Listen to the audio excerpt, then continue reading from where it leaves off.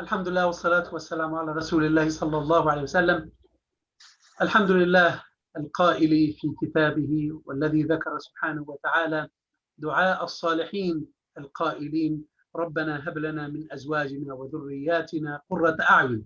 وأصلي على الحبيب محمد صلى الله عليه وسلم الذي قال في سنته إذا مات الإنسان انقطع عمله إلا من ثلاث: صدقة جارية، علم ينتفع به، ولد صالح يدعو له. All praise be to Allah. We thank Him, seek His guidance and forgiveness, and to Him we repent.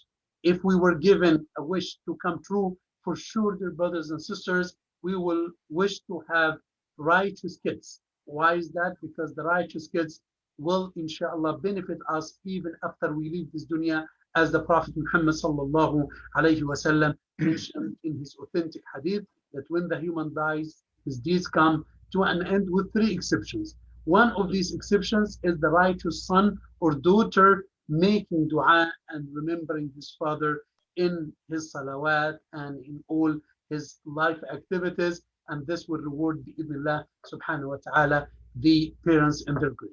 Alhamdulillah, we are lucky today, this evening, to have Brother Jamal Abdul Hafiz, an expert who will, inshallah, tackle with us the dangers of drugs, internet extremism, and such dangers that surround our beloved teens, our daughters, our sons, whom we are worried about them.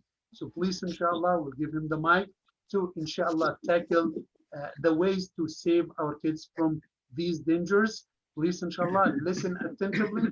Brother, inshallah, Jamal will have the mic for 20-25 minutes to tackle, inshallah, the topic that he prepared, this wonderful topic that he prepared for us. Then, inshallah, we will open the stage for the questions and answers, inshallah. Please mute yourselves, inshallah, bismillah. And again, on behalf of everyone in Masjid Mikini, we thank Brother Jamal for giving us this time. May Allah add this to his credit, and may Allah subhanahu wa ta'ala give him barakah in his business, in his health, in his wealth, in his kids, in his wife.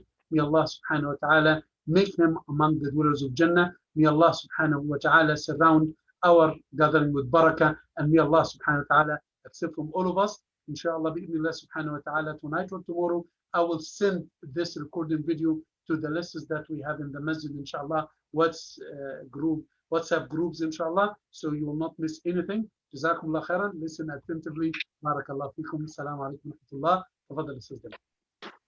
أعوذ بالله من الشيطان الرجيم. بسم الله الرحمن الرحيم. رب اشرح لي صدري ويسر لي أمري واحلل عقدة من لساني يفقهوا قولي.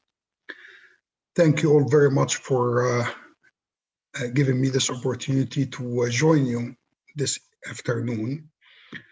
We need to talk about drugs. I noticed that our community, our Muslim community, is so shy to admit that there is drug issue. I deal with a lot of cases from the community. However, when I talk to people who don't have these cases, they end up telling me that we don't have a drug problem in the community, because each and every one of us who has a problem in their household, they are so embarrassed to share it with anyone. I know it's difficult to tell anyone that my child or my daughter, my wife, my brother, my cousin is using drugs, and what should I do about it? It's a tough thing to go through. However, we have this problem, and it's in the society. We live in the United States, and whatever happened in any community within the US happens in our community as well. Okay, so this is something that that we need to tackle, we need to admit, we need to confront face on. Okay, the kids, they start drugs in several ways. They start by experimenting with marijuana, which any parent who's paying attention, just a little bit of attention, will smell it on their child when they come home. Okay, it has a very distinct smell. When you smell it, don't raise Cain, don't think the sky is falling. Just talk about it, confront it, talk about it, and understand where your child is coming from, and you have to push them to get away from it with treatment, with counseling, with whatever it takes. Another thing that pushes kids to drugs nowadays, using a lot of caffeinated drinks, the energy drinks. Those are the beginning of drug use, because the child who take one a day, after a little while they will need two, then few more months they will need three. When they start their exams and they want to sit for hours and hours to study, they will take 3 and 4 a day. This may cause heart problems for a lot of children, and that's why you see a lot of athletes that collapse during their games, because they have taken this caffeinated drink before they played the game. So they already took the caffeinated drink and exhausted their hearts. Then they go and they play and they give more exhaustion of their hearts and their breathing, which cause them to collapse, and the heart cannot take it. Once the caffeinated drinks don't help them much anymore, they want something else to keep them up, keep them going. They reach for drugs. And there is no shortage of drug distributors around the schools, around the universities, around coffee shops, and wherever. Okay, so this is something we have to admit, we have to confront, and don't just fold when you know that your child is using illegal drugs. Okay, don't think that getting the child and prey on them will make them stop. Don't think they will grow out of it. You have got to confront this and deal with the issue with a very smart and collected thoughts.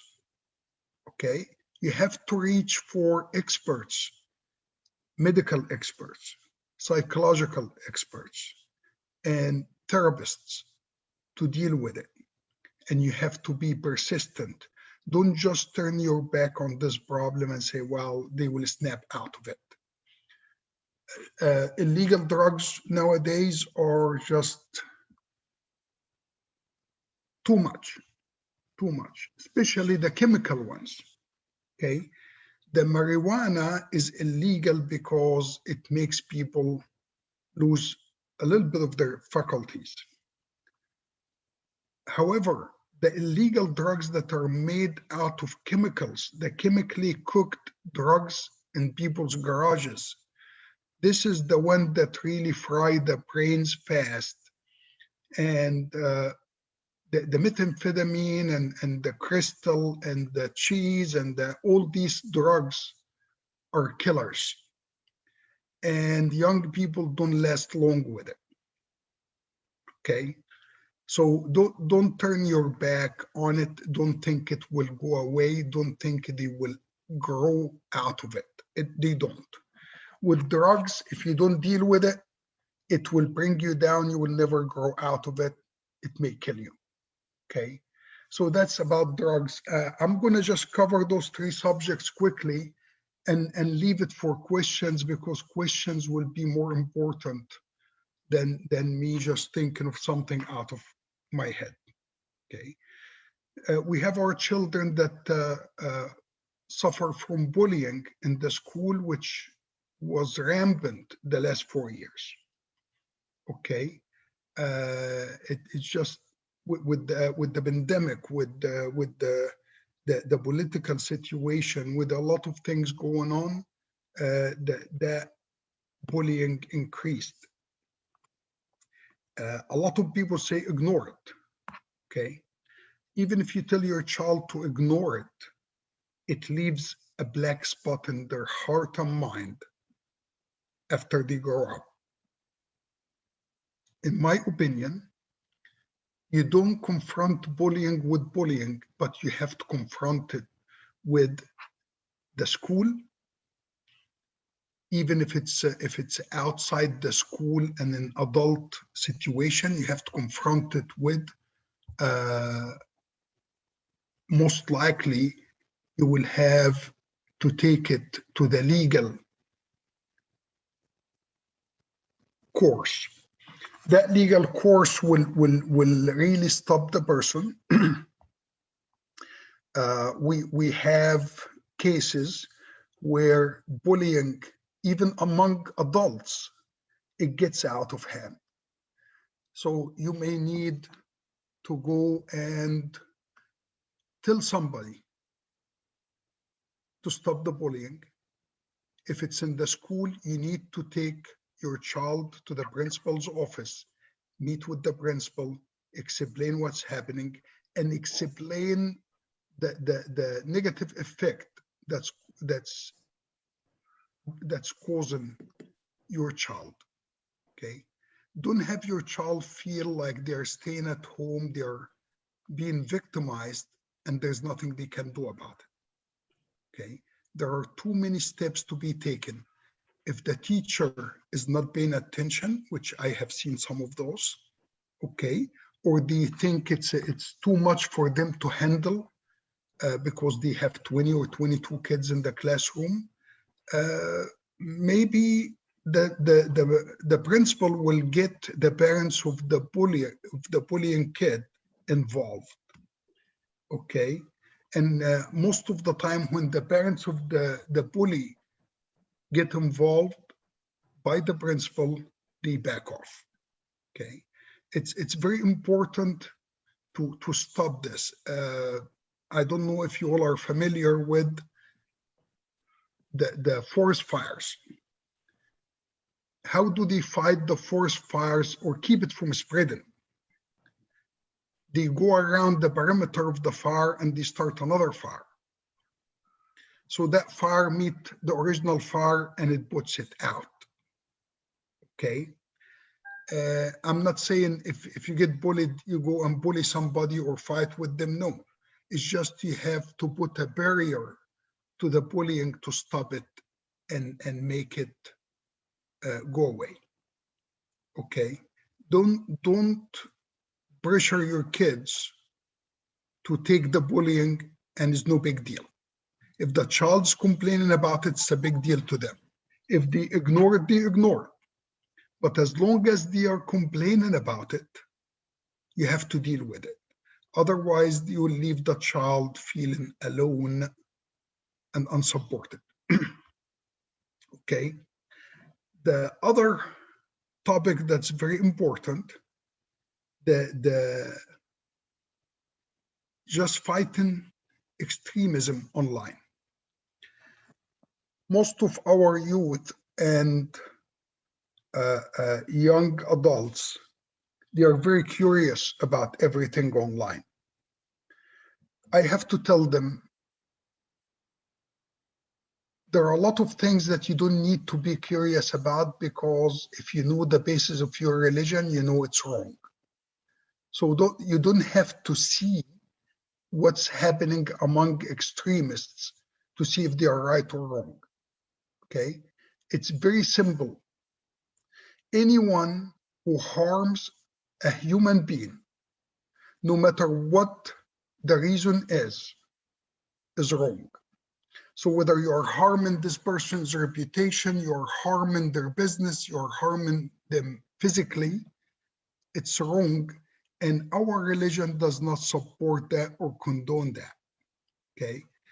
Stay away from the online extremist sites. They come up with nothing but agony and harm to the people that start tackling this, okay? And we have to just make sure that our young people are aware of the danger, okay? Are aware of the danger. If somebody in our household, young people, they ask about ISIS, for example, okay? don't tell them, don't worry about it, don't talk about it, just go away. No. You have to talk about it and you have to hear what they have to say and correct their thoughts that this is not a good group of people who are using the religion for their own benefit, and they are not really following what God told them to do. Okay. If you recall, Umar ibn al-Khattab never made somebody an emir on an area who wanted to be an emir. He always made somebody an emir when they refused to be an emir. Okay, it's important to make sure that we confront these things and we talk about it. If you are not very familiar and very knowledgeable in depth about a group that your child is asking about, seek someone else's help. Don't think it's a crime that they are asking. The crime that it will be a crime when they don't ask. Okay, if they see something and they bottle it inside and they think this is the right thing, so I'm not going to bring it to anybody's attention. Okay, if you find that your child starting to sell their own belongings, that's a sign of trouble. If you find that your child is starting to become zahid in life, that's a sign of trouble. Because we were all created by God to keep the earth alive and prosperous. So when a child who's a youth, a teenager or early young adult think that they don't want to live anymore, that's a problem. You have to confront that. We have to pay attention to what our young people are saying, what they are watching. The internet is becoming a disease now. And it's a disease that we have to deal with, but we have to be careful not to get infected by. So that's how we can guide our young people on how to deal with the internet. And if they are not supposed to go to adult porn sites, they are not supposed to go to extremist sites, because there is no room for extremism in Islam. There is no room for extremism in Islam. So once they start doing that, you have to pay attention, you have to confront it, you have to deal with it. Okay, I'm gonna leave it now for questions, and please ask any question on your mind. I'll be happy to answer it, because I believe that questions are more important than just talking. Jazakallah khair, Yusuf Jamal. MashaAllah, wonderful, convincing, and MashaAllah, short and sweet. Alhamdulillah. Thank you. Any questions? Okay, was it that bad?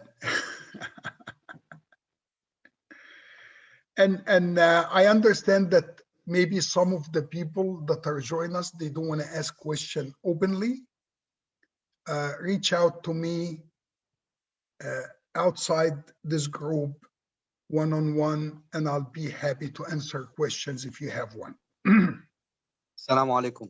Alaykum assalam wa rahmatullahi wa barakatuh.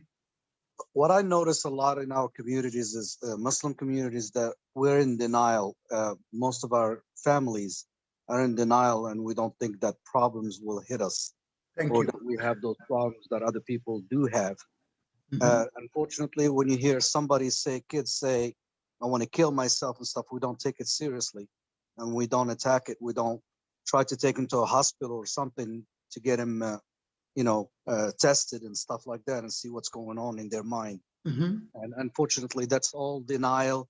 And we also think that the problems with the mind and stuff is like, it's just craziness, but it's not actually a mental problem. So we do not believe in our cultures and traditions that we have mental issues, but except for physical. I appreciate that. Alaikum assalam wa rahmatullahi wa barakatuh. Thank you very much for bringing this up. Yes, a lot of us are in denial and we believe we don't have a problem. And even if we see the problem, we say, inshallah, it will go away. Just pray for him. Well, aqilha wa tawakkal. Do what you have to do, then pray for him. Don't just ignore it and pray for him and think it will fix itself. Anybody else with a question? Please, inshallah, I know some of the sisters, they prefer to write down. Please, inshallah, write down. It says, Gamal, yes. Do you have an access to the chat? Yes. Yeah, okay. So because some brothers and sisters, they prefer to write in the chat. Yeah, someone is asking, would you say that alcohol falls under the same category as the drugs you mentioned? It is still a drug after all. That's even more common in our community. Yes, Jazakallah khair. Alcohol is a disease, and a lot of young people, they think drinking alcohol is a must. If the young person starts to drink alcohol, we need to deal with it. Okay, not by kicking them out of the house, not by isolating them, not by making them an outcast. Just find out what is it that attracts them to alcohol and deal with it early on. You will be a lot better if you do that.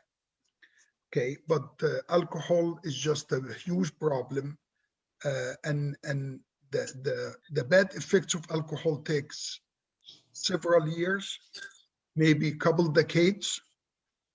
Drugs are a lot faster, but they are both a disease that we have to deal with. Thank you for mentioning that. Thank you. I have a question. Questions? Yes. Brother Gamal, you mentioned something about the internet. You said that this is the disease that we have to deal with it. Yes. Actually, what happened is, please give us some suggestion. How do we create a balance? Because when you are arguing with a teenager, the parents can never win.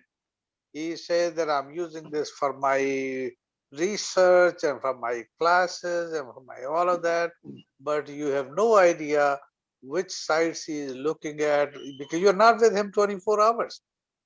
And he's staying up night late, pretending that he's doing the classwork, but actually he's not. Okay. That is leading to further frustration and ultimately leading him to the drugs and alcohol and all these kind of stuff. Yes. Jazakallah khair, Brother Atiq. The issue with the teenagers who are watching stuff on the internet and you don't know what they are doing, if you cannot find out what they are doing, it will be easier for you to notice changes on them. Isolation, stay away from the family, they want to eat by themselves, they want to stay in their room all the time, they are very secretive about their contacts, where they are going, who they are meeting, who they are dealing with. Once you find that, you have to nip it in the bud immediately. Okay? I was asked once by someone who said that his child that his child will say, I have constitutional right, and you cannot take away my phone, you cannot take away this. I tell them, as long as they are living under your roof and you're supporting them, you have every right to take away that phone or that laptop or whatever you have. Okay, it's a privilege, is not a right. And the issue is, if you find all these signs of isolation, you know there's a problem. You have to confront it. You have to deal with it. You don't have to win with them, okay? You have to tell them, this is my home. These are my rules. For example, I don't allow anyone in my home to take food in their bedroom. The whole family sit and eat together all the time at the same table, okay? So we don't have somebody sitting there with a kitchen on their bed, all right, talking to whoever or chatting with whoever, all right? I used to tell parents of teenagers that you have to toss your son's room or your daughter's room once every 2-3 months. What do you mean by tossing the room? While they're at the school, you go, you clean up the room, and you search the room. Okay?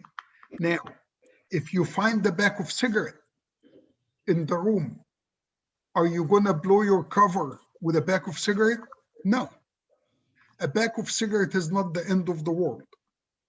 You're looking for drugs or signs of abnormality in their life. If you don't have these signs of abnormality, of anger, of violence, okay, or drug use, just leave the room alone and don't say anything. Because if they know that you are searching the room all the time, they're going to hide it somewhere else. Okay. Did I answer your question, Brother Atiq?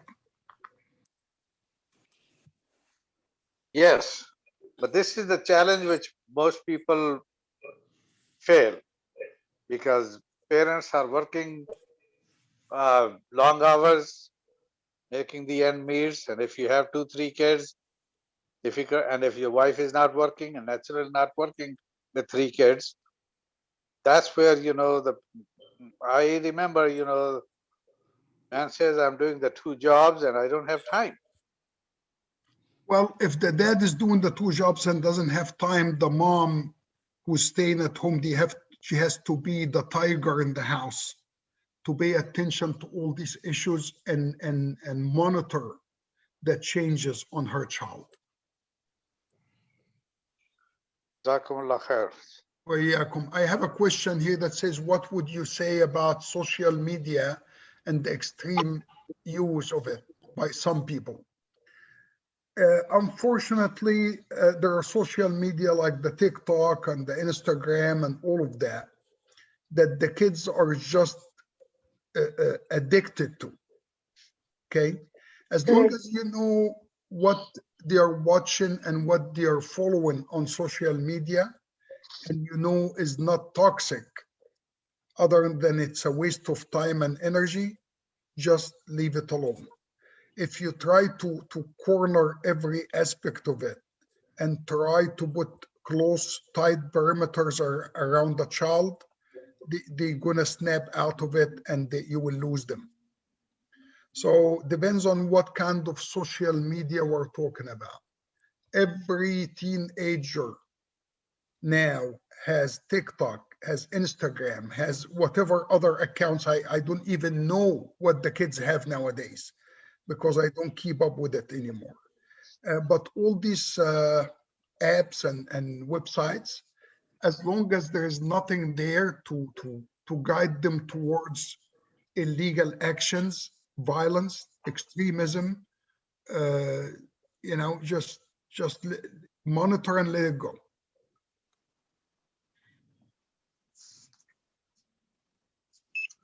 Jazakallah khair, Mr. Gamal. Any more questions, inshallah, written or verbal? Jamal, please, Brother Gamal, I have a very important question. From my experience as an imam, I had so many cases that came that our youth been involved with gangs to a point even some of them, I can say a particular case, even one of them, if I tell you the name between me and you, you'll see they stopped him in the airport and they let the airplane landed in Atlanta to take him out from the airplane. And another one, he came that and he told me that they gave me a gun, I have to shoot somebody to kill somebody or they will kill me. So what do we have to observe on them to realize that they are joining a gang? What behavior or what activity they are doing different that we can give us like an emblem or indication that he's joining a gang? Okay. If you find that your child start to wear a certain hat and will not leave the house without it on his head, maybe that's a sign. A certain scarf or something wrapped around his arm, that's a sign.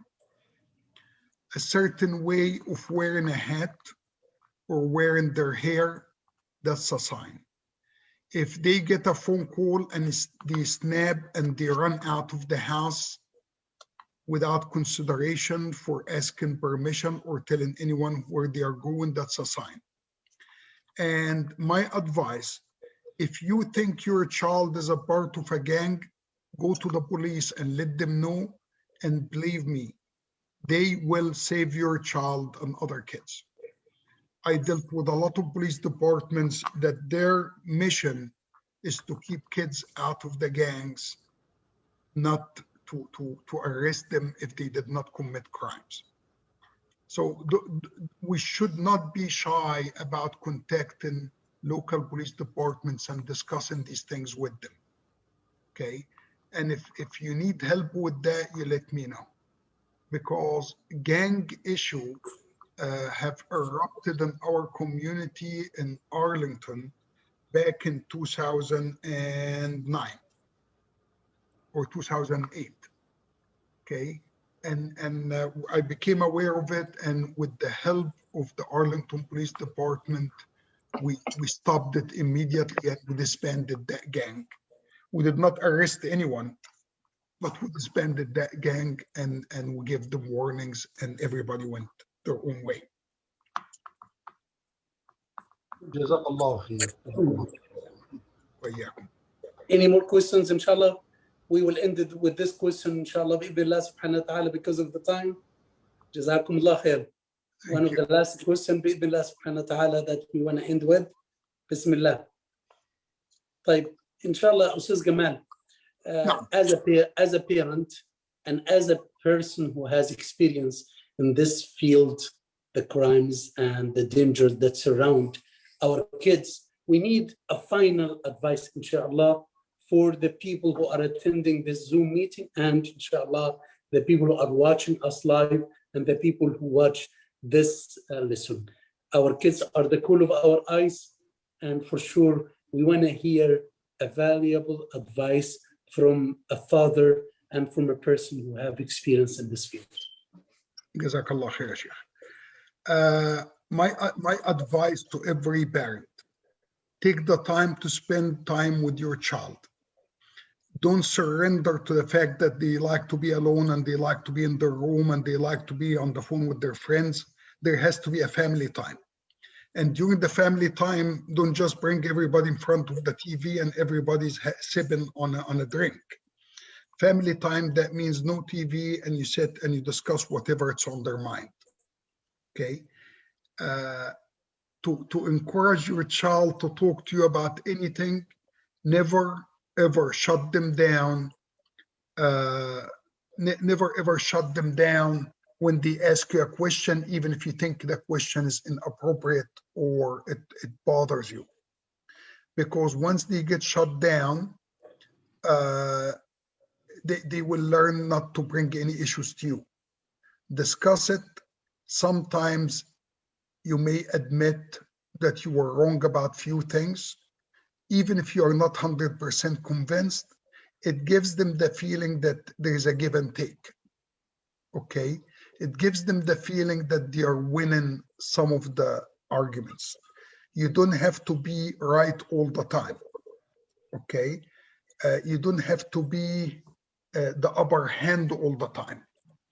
If you have a teenager, talk to them all the time, whether it's a girl or a boy. Alhamdulillah, I managed to get my kids to tell me about everything that is going on in their lives. There's nothing that they are shy about sharing or talking about or discussing with me or their mother. because I created this from when they were age 2 and 3. That we sit down, we talk, we discuss things. I tell them stories from my childhood, stories growing up. So they enjoyed that a lot. And they are telling me what's happening with them on a daily basis. So please have a family time. Don't give in when the child say, no, I want to be in my room. I have a lot of homework. I have a lot of this and that. If they have a lot of homework, you're not going to hear them on the phone yapping and giggling with friends all night. So you need to confront that. We asked you to sit with us as a family, and you were on the phone with your friends. I understand you need to talk to your friends, but your family need to talk to you as well, and they need to enjoy your presence as well. Dinner time, meal time is very important to have the family together. Do not allow anyone to take their plate to the room, because that's an excuse to just hide from the family all the time. And there's a question, is this meeting recorded? Because yes. I could not see it from the beginning. Yes, it is recorded. Yes, inshallah. Yes. I will send it tomorrow, inshallah, to all the WhatsApp lists that we have, inshallah. At the end, we thank you, but there is something that we should start with, but unfortunately, we didn't start with. But now, if you do not, inshallah, mind, we need to know about you, Ustaz Jamal. In a couple of minutes, inshallah. We should start with this, but unfortunately, we just, waited 5 minutes till everyone comes. And Brother Musa Da'avis, Jazallah khair, he's the one who introduced me to you, introduced Sheikh Majid to you. So he's here attending. So we want to say to him, Jazakallah khair, this is the best gift that you offer to Masjid Bikini. Brother Musa, are you still here? Abu Muhammad, he was here, Brother Musa. Yeah, he is here. Yes, maybe he's muted. Alhamdulillah. He introduced me to you, and it was a blessing, Mrs. Jamal. So you are, for the people who don't know Mrs. Jamal, he is the Amir. So, Brother Jamal, how are you? Fine, how are you, Brother Musa? It's been a while. Yes, we miss you. Thank you, miss you too. I refrained from asking questions. Why? because I want to give a chance to other people, and I was just listening, and I was working actually in the last 30 minutes, but I listened to the whole conversation.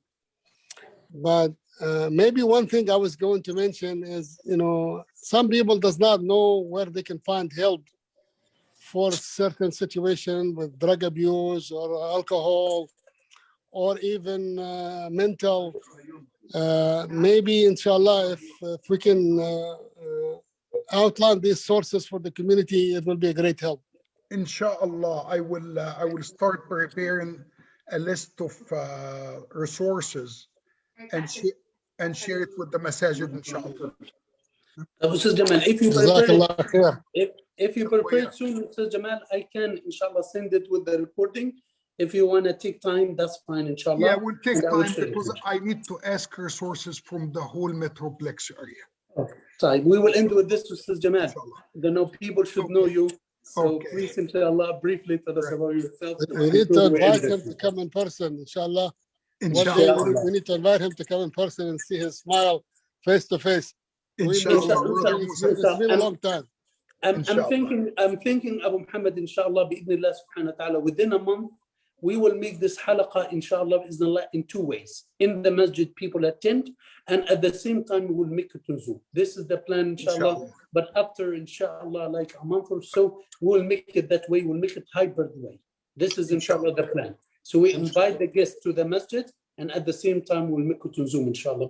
Well, then take a rain check from Brother Jamal for the next time. Inshallah. I will be there, inshallah. Inshallah. Okay, my name is Gamal Abdel Hafiz. I'm a retired FBI special agent. Please mute yourselves. Jazakallah khair, Abu Ali. I'm so sorry. That's all right. My name is Gamal Abdel Hafiz. I'm a retired FBI special agent. I was with the FBI almost 22 years. And I retired in 2015, and I have my own security consulting and private investigation business in Edison, Texas, since I retired. So I dealt with a massive amount of cases and dealing nationally and internationally. I ended up traveling to 26 different countries with the FBI, and I gained a lot of expertise in a wide range of cases and violations of the law. And I will be more than happy to assist anyone who needs the help, inshallah. Jazakumullah khair. Jazakallah khair, Sulaiman. May Allah accept from you. May Allah subhanahu wa ta'ala this your credit. Jazakumullah khair, brothers and sisters, for being with us. Again, this halaqah is recorded, and inshallah tomorrow I will send it inshallah to many people. Jazakumullah khair, which inshallah that these words will be inshallah bi'idhnillah practiced by everyone. Jazakumullah khairan. I ask Allah subhanahu wa ta'ala to word everyone. I ask Allah subhanahu wa ta'ala to give all of us barakah in our kids. I ask Allah subhanahu wa ta'ala to make them among as-salihin. Barakallah fikum. May Allah subhanahu wa ta'ala accept from all of us. Jazakumullah khairan. Assalamu alaikum wa rahmatullahi wa barakatuh.